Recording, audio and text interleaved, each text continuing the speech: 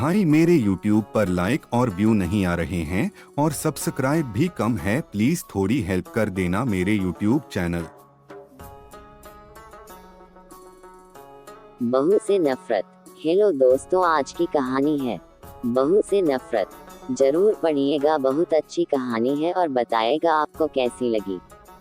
Mummy, मैं कह रहा हूँ ना, मैं सिया से ही शादी करूँगा, अन्यथा मैं जिंदगी भर कुंवारा रह जाऊंगा और यह मेरा अंतिम निर्णय है।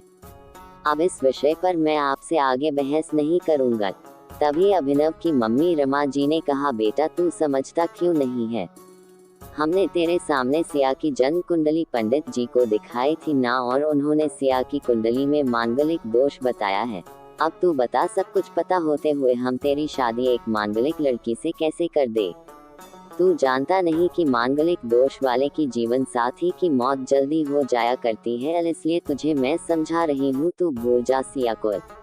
रमा जी ने अभिनव को बहुत समझाया, पर अभिनव का कहना था कि जब मैंने सिया से प्यार किया था तब मैंने उसके साथ प्यार करते हुए जन्म कुंडली का मिलान नहीं किया था, न ही मैं इन मिलानों को मानता हूँ, इसलिए अब बस मैं शादी करूँगा तो सिर्फ सिया से, और यह मेरा आखिरी फैसला है।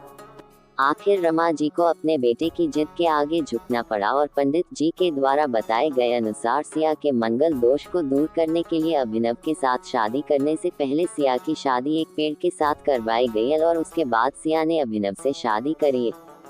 सिया दुल्हन बनकर अभिनव के घर आई, पर रमा जी को सिया का मांगलिक होना अभी भी खटक रहा था और रमा जी उसे दिल से नहीं अपना पा रही थी, और घर में कुछ भी परेशानी आती तो उसका दोष सिया को ही दिया जाता। लेकिन सिया पढ़ी लिखी संस्कारी लड़की थी और वह अपनी सासू माँ से मिले इन बेवजह आरोपों को अपने दिल से नहीं लगाती थी, और ऐसे ही ससुराल में उसके दिन कट रहे थे। एक दिन अभिनव ऑफिस से जल्दी घर आ जाता है। तब रमा जी ने उससे पूछा, बेटा आज जल्दी कैसे आ गया?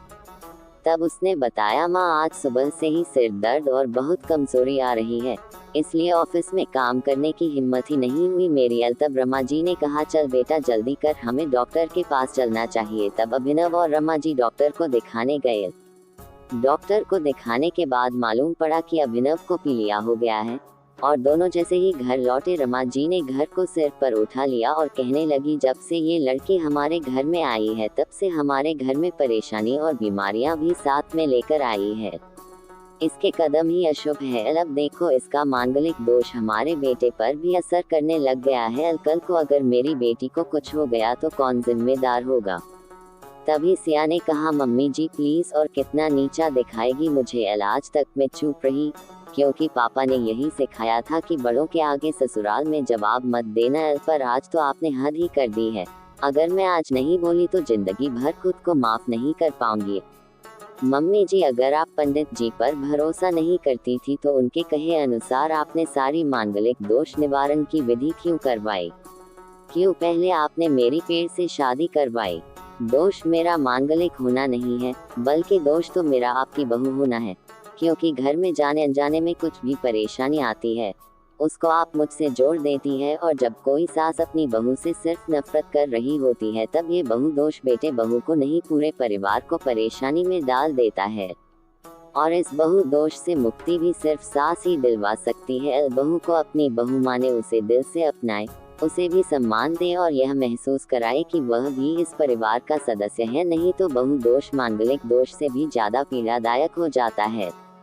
सिया की कही हुई बातें रमा जी के दिल को झकझोर रही थी और उन्हें मन ही मन पश्चाताप ही हो रहा था। उस समय उन्होंने सिया को कुछ भी नहीं कहा। थोड़े दिन बाद अभिनव बिल्कुल ठीक हो गया और ऑफिस जाने लगा, और एक महीने बाद अभिनव की सैलरी भी बढ़ गई। तब उसने घर आकर इसका श्रेय सिया को दिया तो रमा जी बोली, हाँ सही है बेटा, तू तो सारा श्रेय बहू को ही देगा। तेरी माँ का आशीर्वाद भी तो तेरी प्रगति के पीछे रहता है, तेरे साथ है, तू तो मुझे श्रेय देना भूल ही गया।